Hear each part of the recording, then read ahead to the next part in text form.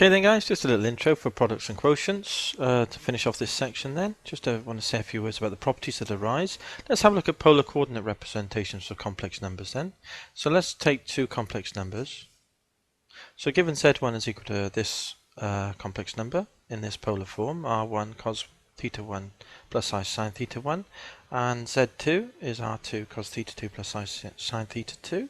Let's form the product first of all, and then we'll form the quotient. So form the product z1, z2 here. So there's z1 from above. Here's z2. Now let's expand these brackets. So we've got r1, r2, which we can put here. Then if we expand the bracket, we've got cos theta sine, and then so we've got cos, which is here. Then we've got cos times sine, cos theta 1 sine theta 2 times I, which is there. Then the third term is sine theta 1 cos theta 2, sine theta 1 cos theta 2, yeah, times an I. And then lastly we've got an I times an I, which is a minus, sine times sine theta 1 times sine theta 2. So there they are, there's the four terms in the expansion of the bracket. Now we can use trigonometric identities here.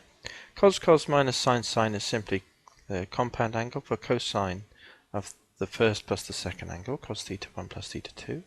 And this is the formula for the compound angle formula for sine theta 1 plus theta 2, sine cos plus cos sine. So we can replace them by their respective components. So what have we got then? Well, basically z1, z2 is equal to, this is a number, cosine an angle plus I sine of the angle. This is polar coordinates form, isn't it? So here's the argument. So the argument of z1 is namely, or simply r1 times r2, and the modulus of z1, z2 rather, is r1 times r2, and the argument, the general argument of z1 times z2, if we take these to be the principal arguments, then we just add up the respective principal arguments, arg z1 plus arg z2. The reason that we've put capital A here is because these both might add up to a sum that's outside the minus pi to pi range, and so necessarily then we need a capital A here. But basically from this value we can then extract from it the principal value of the argument of the product. So there's the product. Now let's have a little look at the quotient then.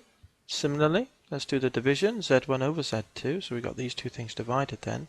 Now I've multiplied by, you can cancel an r2 and just times by the conjugate, so to speak. Cos minus I sine theta 2, cos theta 2 minus I sine theta 2 top and bottom. So I've done that straight away here. So when you expand this bracket, you'll get the r1 over r2, cos theta 1 minus I sine theta 2, which is here. So we've done that one and that one. That was the first and second. Then the third, I sine theta 1 cos theta 2 is that one. And then the last term, plus times minus is a minus. I times I is I squared, which is another minus, making a plus. And sine is this term here. So we end up with then. And underneath, if you'll notice, you'll get, it's a conjugate of one another. So you get this first term squared, which is cos squared theta 2. And then the second term squared, which is sine squared theta 2. So cos squared plus sine squared is 1. So that conveniently just disappears. We're just left with the r2 here. So now what have we got then? Well, we can use the compound angle formulas again. Cos plus sine is the formula for cos theta 1 minus theta 2.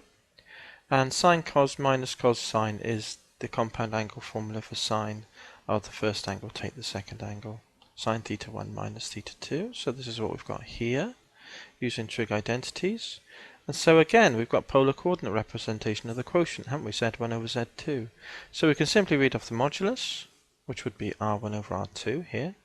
And the argument, again it's a capital A, because it might fall outside the bounds of the principal argument, would be the difference between the arguments.